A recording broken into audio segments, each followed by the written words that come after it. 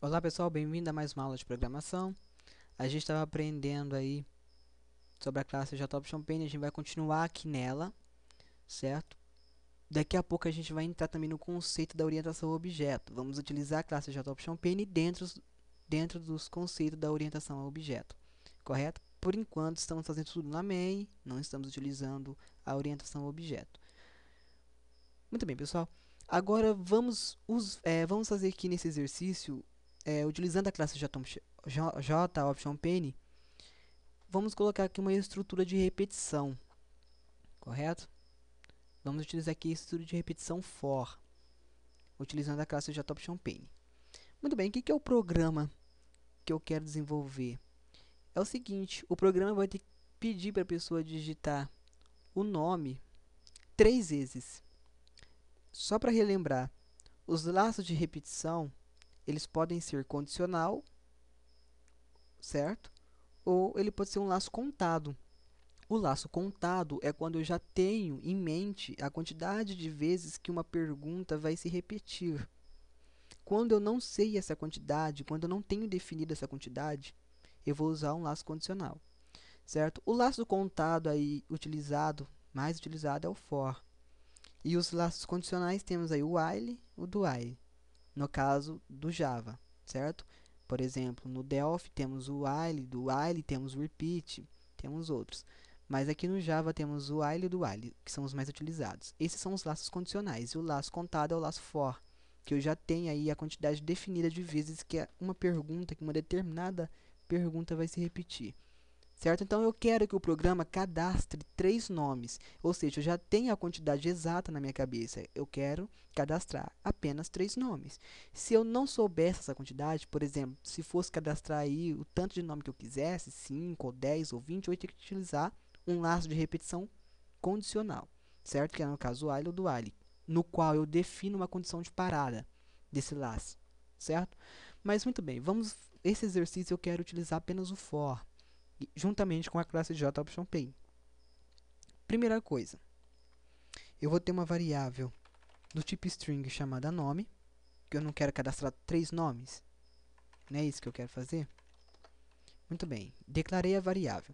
Agora eu vou colocar o laço de repetição aqui. No caso, for, que significa para. Declaro aqui dentro da sintaxe do código for, da estrutura for, a variável contadora. Int c, né?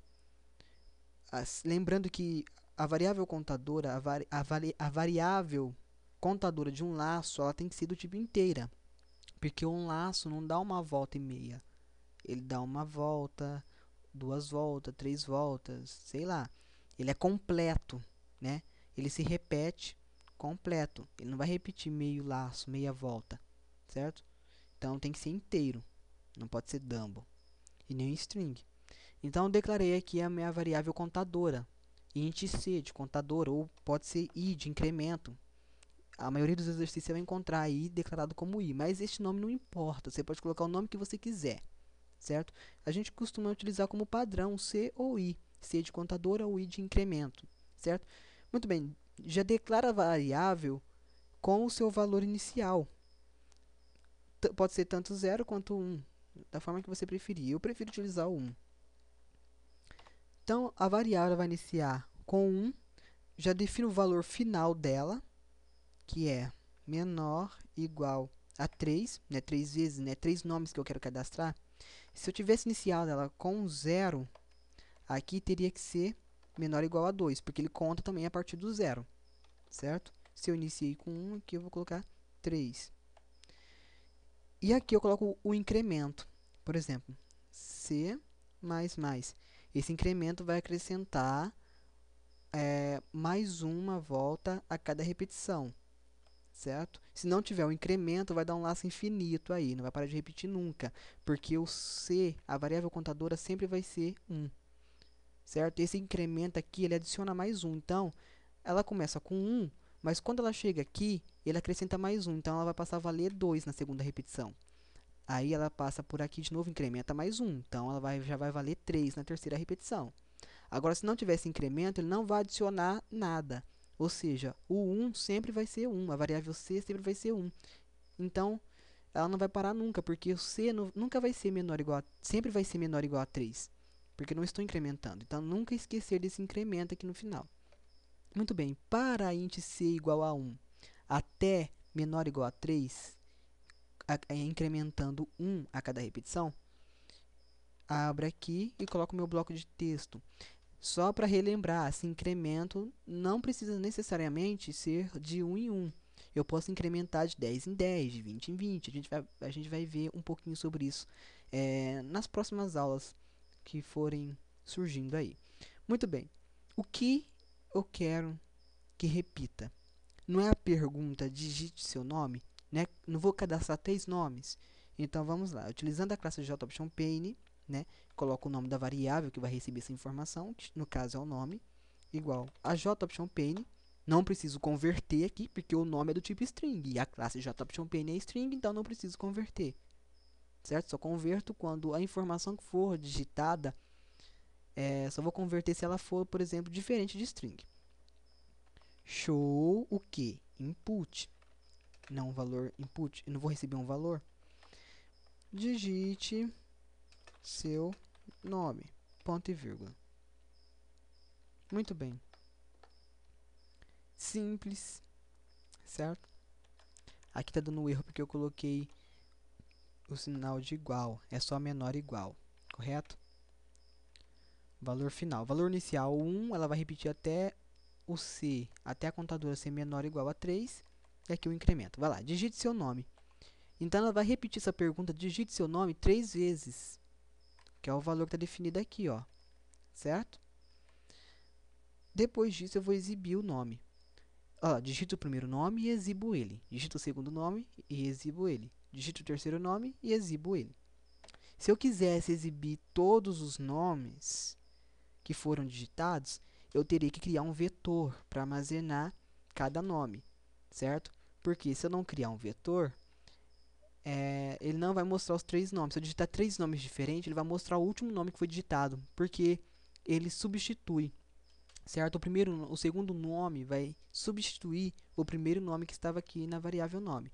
E o terceiro nome digitado vai substituir o segundo que foi digitado.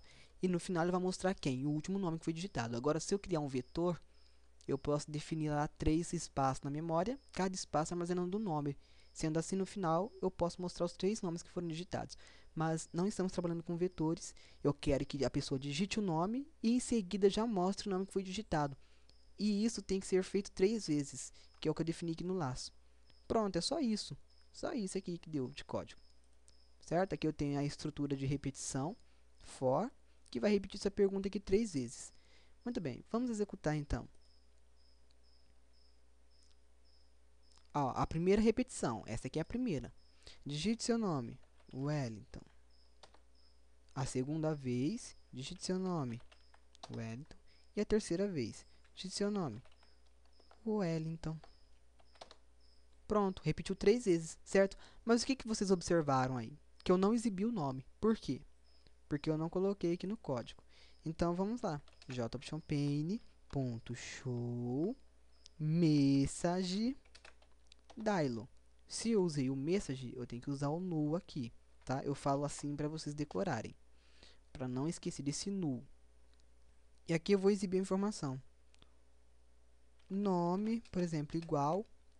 Onde está o nome? Na variável nome. Pronto. Agora vamos executar.